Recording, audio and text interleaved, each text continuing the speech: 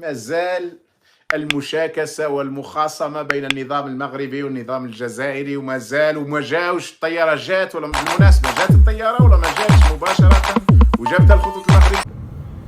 السلام عليكم اخوان واخوات متتبعي قناه الصراحه راحه نيوز. السلام عليكم خوت. اليوم جينا وجبنا معنا واحد الفيديو ان شاء الله يعجبكم، ومجموعه من الجزائريين باش ما نبقاوش ندويو على الكراغله وعبيد العسكر. غادي نجبدوا شويه هذوك الجزائريين الاحرار الزوينين اللي بحالنا بحالهم، ما باغي لا صداع لا مشاكل، باغيين غير الاخوه واليد الممدوده ونعيشوا مرتاحين معيننا وبينكم. والانظمه الا كانوا مختلفين هذا الشيء بيناتهم. المهم تنقترح عليكم مجموعه من الصحفيين. عندي صحفيين ومناضلين، عندي امير ديزاد، عندي هشام عبود، عندي الصحفي المعروف المناضل المعروف محمد العربي زيتوت واخرين. غادي نشوفوا الخوت هاد الجزائريين باش يلا كي حتى حنا نديروا الفرق وما ماشي نشاركوا كل شيء. انا شخصيا ما عنديش جزائريين كلهم بحال، عندي مجموعه قليله اللي هما واحد 5% ديال الكراغله، راه منهم هذاك بونيف، وزيد عليهم هذاك الروبيو، وزيد عليهم شي وحدين اخرين، وهادو اللي عندنا حنايا اللي زوينين، وهما اللي تنقولوا حنا الجزائر تجمعنا بهم. حنا تنجمعوا مع هاد الناس هادو، وان شاء الله تشوفوهم ويعجبوكم، وان شاء الله الكراغله يشوفوا ويتعلموا من سيادهم الجزائريين الاحرار كيفاش يتكلموا. او نطلقوا فيدنا الفيديو ديالنا، والسلام عليكم. ما زال المشاكسة والمخاصمة بين النظام المغربي والنظام الجزائري، وما جاوش الطيارة. جات ولا بالمناسبة جات الطيارة ولا ما جاتش مباشرة وجابت الخطوط المغربية ولا ما جابتهاش؟ يا ولدي يا ودي والواد هو يقول محلاها عومة. يا العالم راه يتغير، وراه فيه تقلبات عالمية، وراه فيه ستخرج دول أخرى وموازين أخرى، وقد نجد أنفسنا إذا مش تحت الاستعمار المباشر أسوأ من الاستعمار غير المباشر اللي أنا فيه، وانتم ما زلتم متضاربين ومتشاسكين ومتشاكسين ومتصارعين، وما زال بعض السفهاء هنا وهناك يصبوا في الزيت على النار ما بين الإخوة المغاربة والإخوة الجزائريين اللي هما أمازيغ كلهم وعرب كلهم ومسلمين كلهم ومالكية كلهم، مانيش عارف هذا السفاهة وراهي رايحة تدينا. يعني أنا ما علقت لكمش اليوم مازال على تاع ماكرون لأنه ما لقيتش وقت كثير باش نقراه، لكن شفت بعض الأشياء.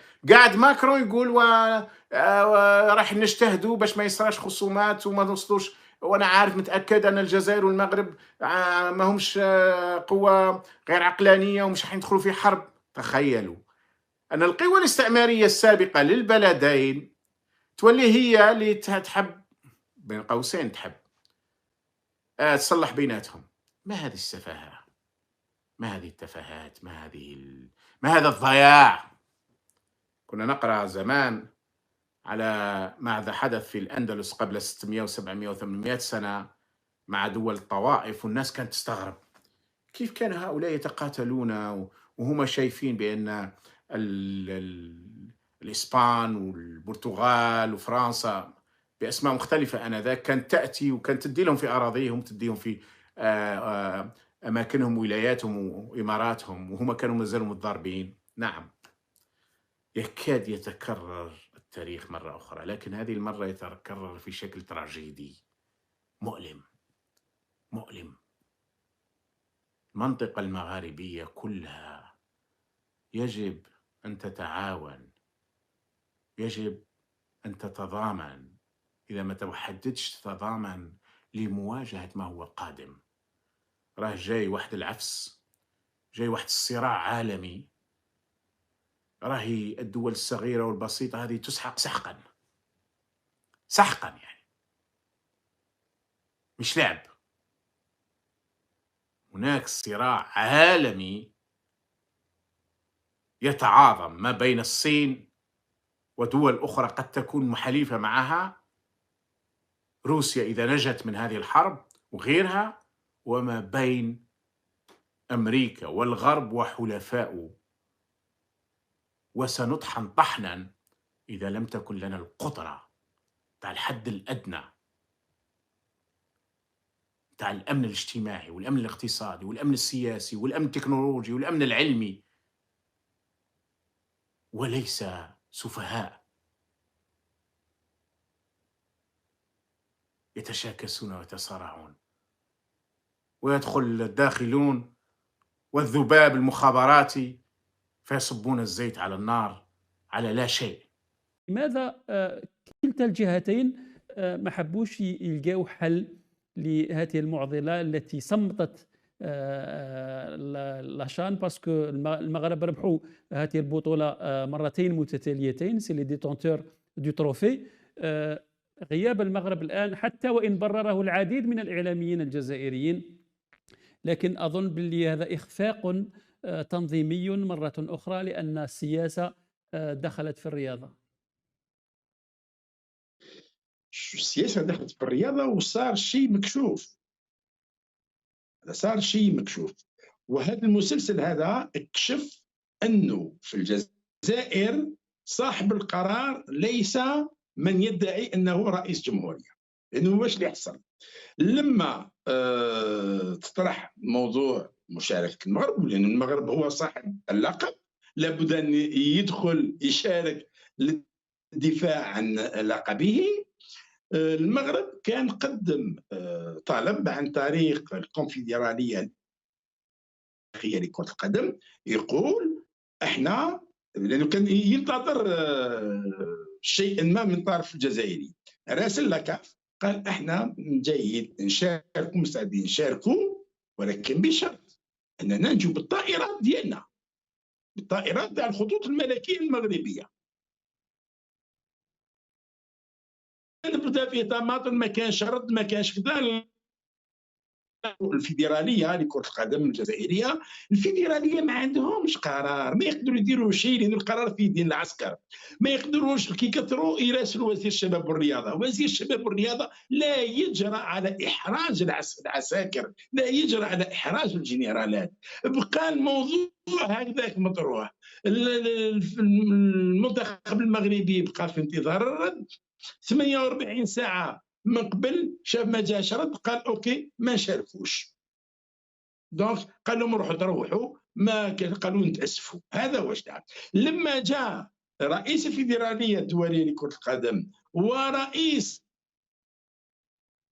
وحضروا الى تدشين ملعب بالرقي، تكلموا مع تبون، داير ندهشوا لما شافوا شنقريحه حاضر هذا الاجتماع. كلموا مع تبون واش قال لهم؟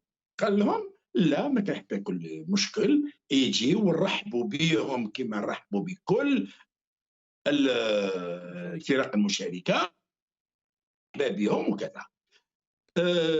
رئيس لاكاف اتصل برئيس الاتحاديه المغربيه لكره القدم يخبروا، يقول له الجزائريين راهم يرحبوا بكم وتقدروا تجيو تشاركوا، ما كان حتى مشكل. قال طيب، عاودوا جابوا اللاعبين تاعهم. اليوم الصباح راحوا للمطار على 6 تاع الصباح، لانه الطائره المفروض تقلع الساعه 9. باش تقلع الطائره لازم يكون عندها ان بلون فول، ما تقدرش الطائره تقلع. شكون يمد لي بلون فول؟ السلطه الجزائريه هي اللي لازم تمد. السلطه الجزائريه شكون هي؟ العسكر. وبالتالي الكلمه تاع تبوني اللي يمدها لرئيس الكونفدراليه الافريقيه ولا رئيس الفيفا طاحت، ما عندهاش قيمه، لان العسكر رفضوا يعطوا لهم التصريح. قال معزه ولو طار. وعلى ما يخدمه. طبعا تبحث على المصالح تاعها. تصيب البوسبوعيين والبرادعه طالعين وكانهم خوتي وهذه بلادكم وهذه كذا. طبعا هذه بلادنا، وبلادنا نحبوا تكون صورتها صوره جميله امام العالم، اللي تصل الضيوف وخاصه ولا المنتخب المغربي ولا الانديه المغربيه تدخل عادي وتخرج عادي، لان ليس عدو الجزائر هو المغرب ابدا، لان كامل العالم حتى اللي هو جزائري ولا حتى اللي ماهوش هو جزائري يعرف اعداء الجزائر الحقيقيين، يعرفهم. العدو الأول للجزائر كوطن وكبلد وكخيرات وكاقتصاد هي العصابة التي تنهب فيها. هذه لا يختلف عاقلان في هذا الشيء. العدو رقم واحد للبلاد هما أبناء العصابة والعصابة. يقول لي أمير علاش دائما تتكلم على أولاد العصابة وبنات العصابة؟ وكل ما نتكلم على أولاد العصابة وبنات العصابة يهيجوا وتشعل فيهم النار. علاش؟ لأن قلتها ونعاودها، أبناء العصابة وبنات العصابة هم العكاز الحقيقي لهذا العصابة، العكاز الحقيقي الذي يتكئون عليه في القادم وفي المستقبل من أجل توليهم المناصب حكموا في أولادنا وفي أحفادنا. فنجي تروماركي الناس اللي راهي ملتفة بالنظام، الكمشة تاع الزوايل اللي راهم دايرين بهذا النظام، الأغيال هذا اللي راهم دايرين بالنظام، واش هي الحجة تاعهم في الوقت الحالي؟ الحجة تاعهم أنهم راهم ضد المغرب وضد ما نش عارف واش والصهاينة وما نش عارف واش، وهذا هو الأهم عند النظام، هذا هو اللي خاصه النظام غير دار لك كاع هذا البوتشيشة غير باش تروح تلصق فيه. النظام هدي لك كاع هاد الفيلمات غير باش تروح تكروشي فيه وتلصق فيه. من الاخر علاش ما كانتش كاينه هذه الهضره في 2019 عندما كان الحراك في اوج قوته؟ علاش؟ سألوهم تبون في هذا المرحله تاعو مستغلا هذا بعض الزوايل اللي ما راهمش فاهمين فيها الترن، مستغل الغباء تاعهم والسذاجه تاعهم باش يجيب بيك 20 عهده، مش يجيب بيك 2 عهدات ولا 3 ولا 4، غادي يجيب بيك عهدات وعهدات وعهدات.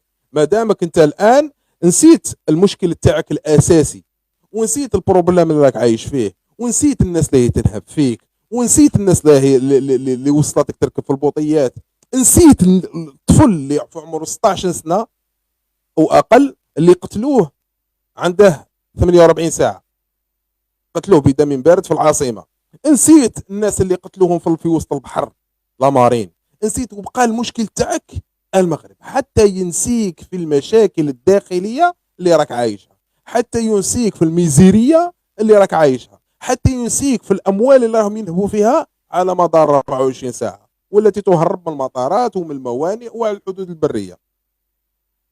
حقيقه انه ما حدث اليوم لا يمكن وصفه الا بمهزله، وهي مش مهزله راهي اليوم يا شباب، المهزله مش اليوم، المهزله راهي بدات منذ فتره. الجزائر حولوها الى مسخره بمعنى الكلمه. بالله عليكم، دوله تريد ان يكون لديها حضور دبلوماسي من خلال القمه العربيه عملت مهازل مع جارها. يا عجب، هذم جيرانكم، هذم اخوانكم، إذا اختلف الإخوان ما يوصلوا إلى هذا الحد، ولكن ابتلانا الله كجزائريين بعصابات. هذه العصابات لا ترعى الله في العرض ولا في الأرض ولا في المال ولا في الأعمال ولا أي شيء، لا تحفظ النفس ولا تحفظ الدم ولا تحفظ النسل ولا تحفظ أي شيء مما أوجب الله تعالى أن يحفظه الإنسان. حقيقة هذا هو الواقع، هذا هو الواقع.